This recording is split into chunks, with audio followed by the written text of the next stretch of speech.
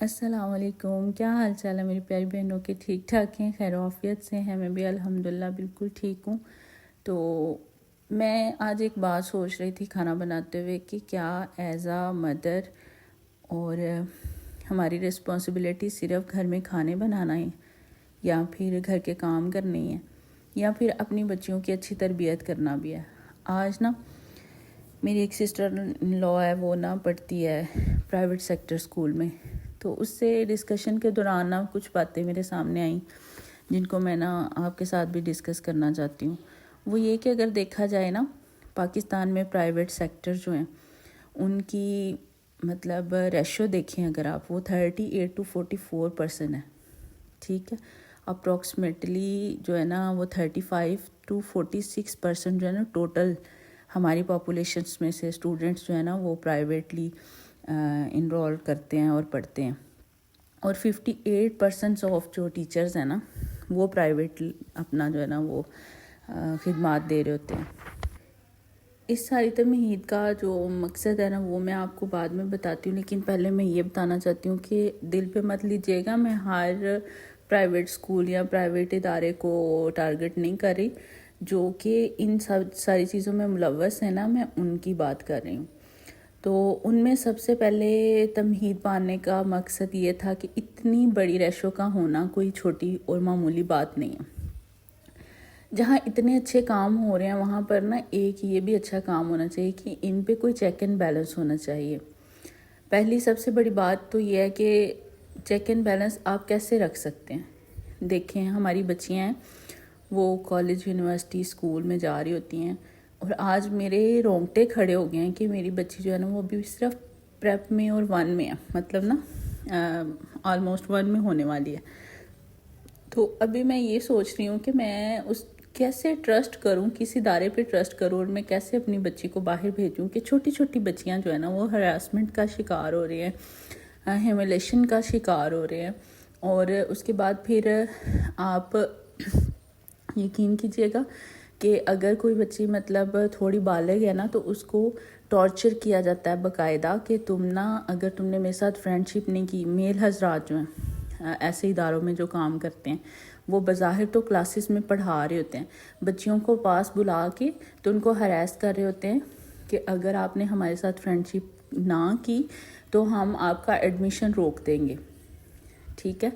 اور وہ بچیاں بیچاری ڈرتی ہیں اور وہ آگے شکایت بھی نہیں کرتی، اور پھر شکایت کس کے ساتھ کریں؟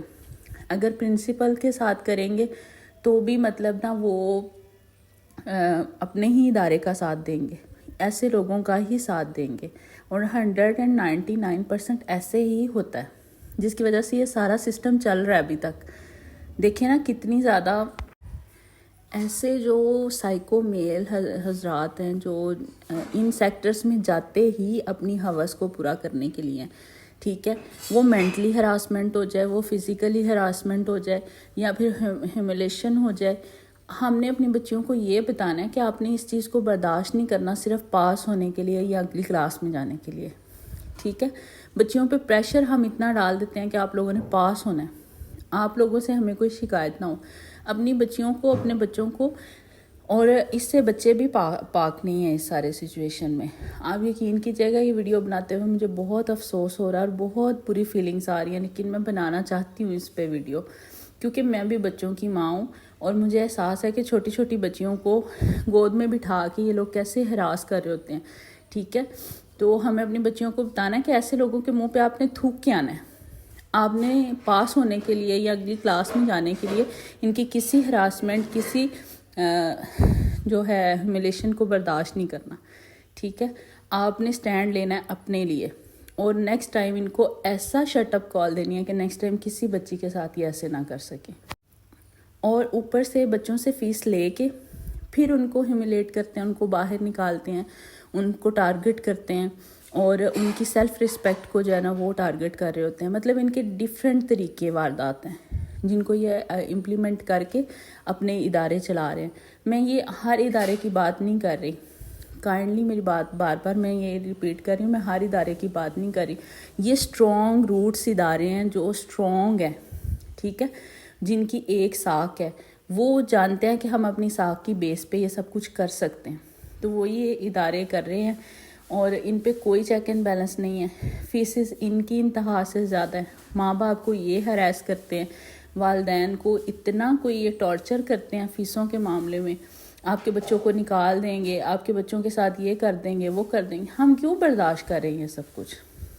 میری مریم نواز سے یہ درخواست ہے کہ بہت سے اچھے کام ہو رہے ہیں اور وہ کر بھی رہی ہیں, تو اس کے ساتھ ساتھ نا ایک اچھا کام یہ بھی ہونا چاہیے کہ ان پہ چیک اینڈ بیلنس ہونا چاہیے, اور ان کے اداروں میں ایسا کوئی سسٹم ہونا چاہیے کہ ان کی نا پراپر آپ کے پاس رپورٹس آئیں کہ یہ کتنے اوور چارج کر رہے ہیں بچوں سے اور کیسے لوگوں کو مطلب ہراس کرتے ہیں.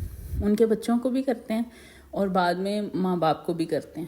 اور ماں باپ کی سب سے بڑی غلطی یہ ہے کہ وہ ہوتے ہیں اور وہ اپنے بچوں کو یہ گائیڈ نہیں کرتے کہ بیٹا آپ نے کسی کی ہراسمنٹ کا شکار نہیں ہونا, ٹھیک ہے. کوئی آپ کو ہیوملیٹ کرے, آپ نے فوراً سے رسپانس کرنا ہے, آپ نے ہمیں بتانا ہے.